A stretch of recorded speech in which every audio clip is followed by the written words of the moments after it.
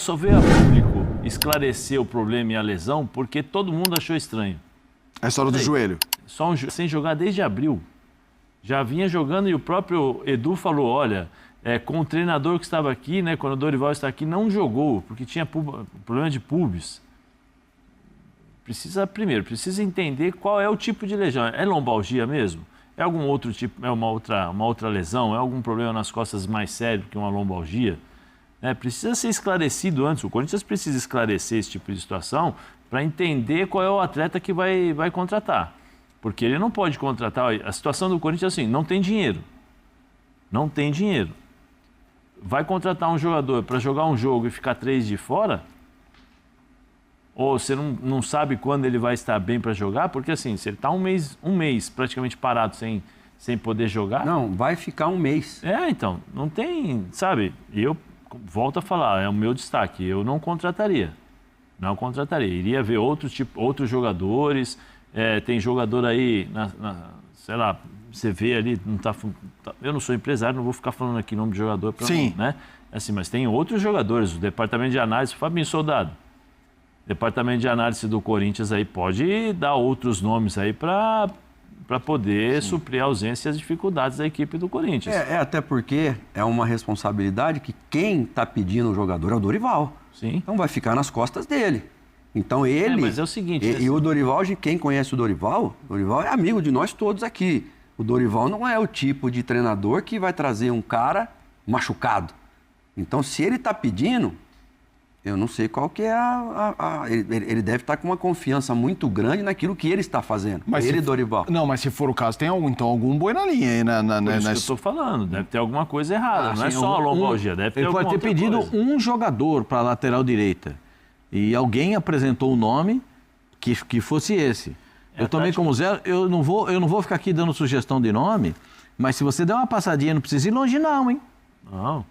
Não precisa ir longe não, hein? Não precisa gastar sola de sapato. Tem jogador da Série B jogando bem nessa posição. Isso, eu ia falar aqui agora. Não precisa de sola de sapato, é só ligar aqui na ESPN. É só ligar aqui na ESPN que você vai ver quem é que é do ramo e quem não é do ramo. Que ramo que é esse? Esse é o ramo futebol. Ah, é? Tem jogador que é do ramo futebol, mas tem jogador que reluta em ser do ramo futebol. E tem jogador que está jogando.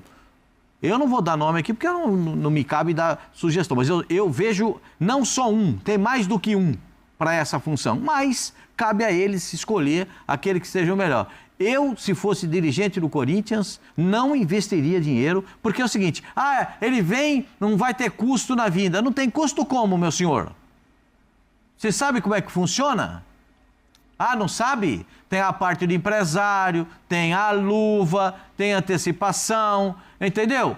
Quanto é que vai pegar? Gente, o contrato vai pedir de 4, 5 anos. Gente, depois não vai dizer. Sim.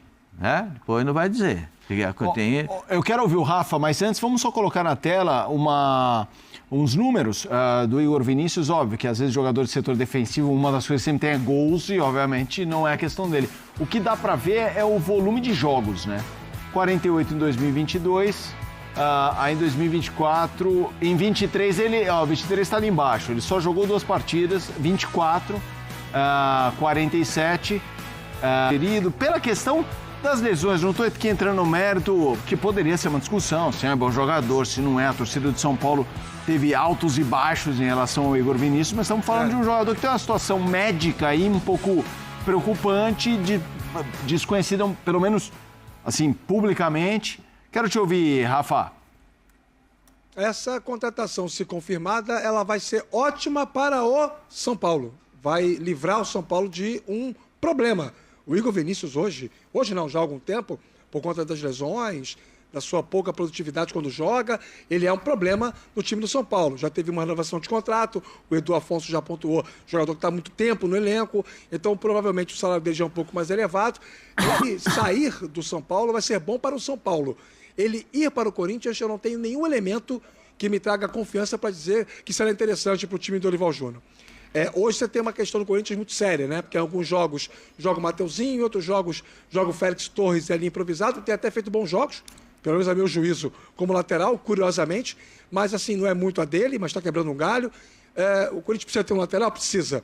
Mas se o jogador não serve para o São Paulo, Por que vai servir para o Corinthians? É diferente, por exemplo, de quando você vai ao encontro de uma oportunidade de mercado do seu rival e faz uma contratação, apresenta uma proposta para tirar um bom jogador do time rival.